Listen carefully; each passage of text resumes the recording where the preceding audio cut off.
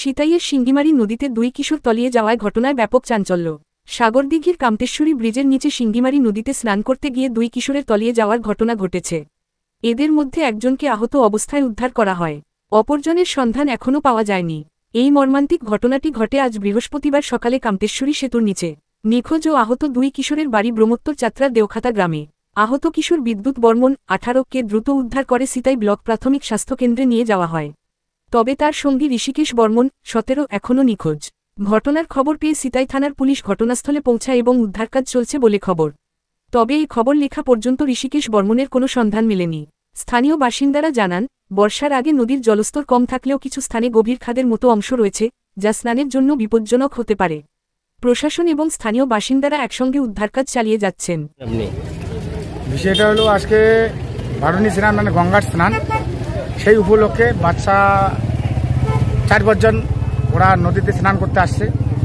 এসে ওই 2 জন ডুবে গেছে, তার মধ্যে একজনকে পাওয়া গেছে, আর একজন এখনো হদিশ পাওয়া যাচ্ছে না।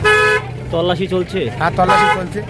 প্রশাসনের লোক কি আছে এখানে? হ্যাঁ, প্রশাসনের লোক আসছে, সবাইকে বলা হয়েছে, তারাও তদারকি করতেছে।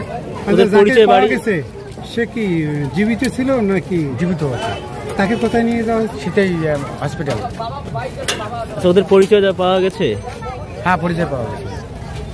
আপনার নাম? আমার নাম স্বপন রায়, বাড়ি দেওখাতা, ব্রহ্মোত্তর চাত্রা গ্রাম পঞ্চায়েত দেওখাতার মেম্বার।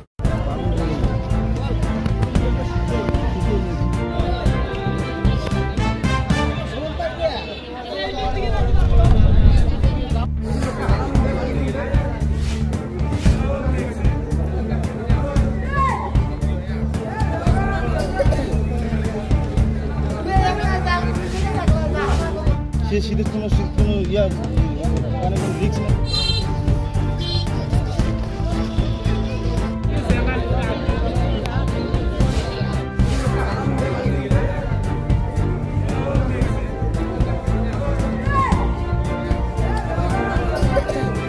শীতের কোনো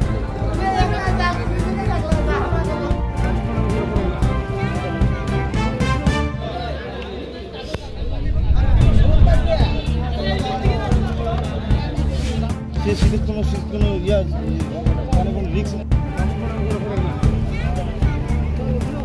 শীতের কোনো অনেক রিস্ক